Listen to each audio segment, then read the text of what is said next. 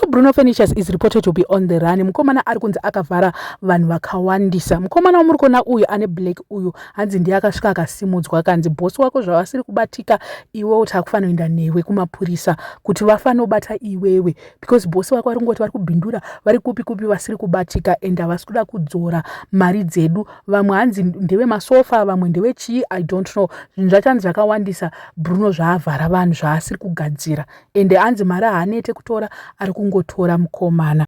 As I speak zviri kunzi showroom yake yekuGlenview was closed by the police nenyaya yevanhu vaavhara ivavava and kuGlenora hanzi kune makesi akewo futi akavhurwa ikoko. Nyaya dzaBruno I think kuti dzauya pasocial media nevanhu vakawanda. Bruno achingonzi avhara vanhu azodai so business harizodewo kuti adai so iye ari kuzviramba.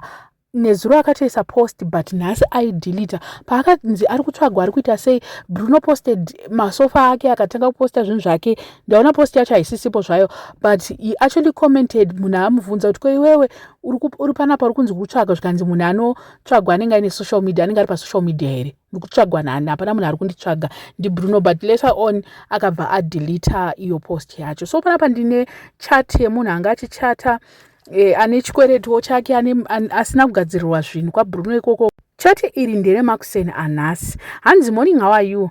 Bruno ndoda ane bhegi redzungu nezuro aida kuzvita anoziva mapurisa but zvakashaya basa. Zvikanzi makapiwa here mari yenyu? Zvikanzi vamwe wakapiwa but akati nhasi na2 anotipa masofa kana pasina hondo yoenda mberi.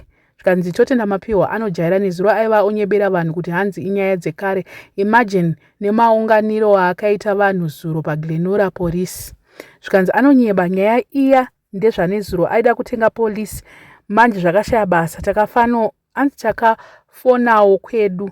Zvikanzi zvaajaira kuita achivharirwa nyaya dzake. Zvikanzi aiwa ndakakwirira nhau iyi ndege ini handimbomusiye ndopedza naye aita mwana mudiki Bruno.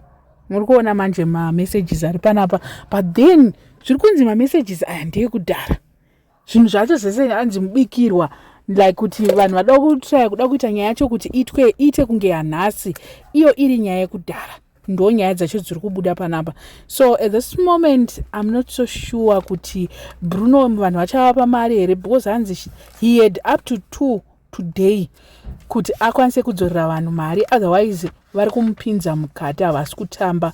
Vanhu vacho vari kutoda kutoti Bruno asungwe. Hameno kuti nyaya dzacho dzakamira sei but vanhu vari kuti kudenha kwake maititi ndo vaitomuvhariridza ndo vaitota kuti zvinhu zvake zviite zvakanaka ndo vaimukavhira. Vanhu vakawanda vainyara maititi hanzi aisasungiswa nevanhu because vanhu vakawanda vaibva vanyara maititi kuti maititi kana varipo aiwa zvinhu zvavo zvinoita zvakanaka plafuti vakaripota ikoko maititi vaita action yekuti zvinhu zvikwanise kuitwa in time and sure there are complaints.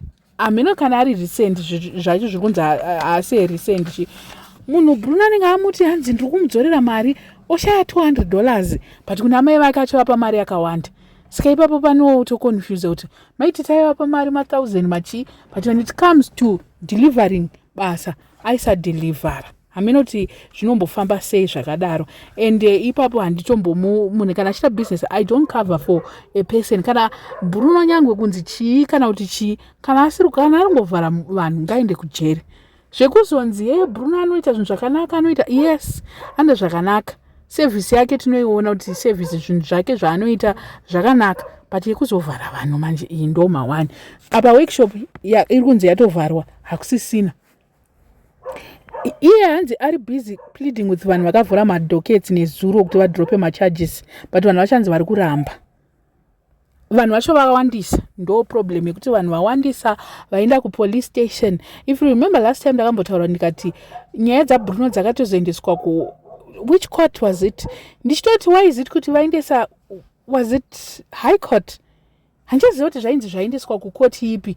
Ndikatoti why is it kuti vanhu vazoendeswa kumakoti aya vachisiya mamwe vazoenda uku sei because nyaya idzi dzangafanira kungoperera kuna magistrate court or something like that. Zvikanzi no Bruno nyaya dzake dzakawandisa so they ended up vatongoti uyu akuda kutongovharirwa regai timuendese ikoko maona manje. So mwana wamama anogona kutongovharirwa nenyaya idzodzidzi because vanhu vacho hanzi vari kutoenda kumapurisa kwacho ikoko vachida kutoita make sure kuti Bruno aenda nyaya yake yekuda kuonererwa iye hanzi ngachibatsirwa namama wake wekuisland vanyowani vaari kuda mazuva anostereka hanzi ngavamubatsirevo, otherwise isusu second family is out. I don't know what you guys think. Let me know in the comment section what are your thoughts. Panyai vasara subscriber, please make sure that you are subscribed and see you in my next video.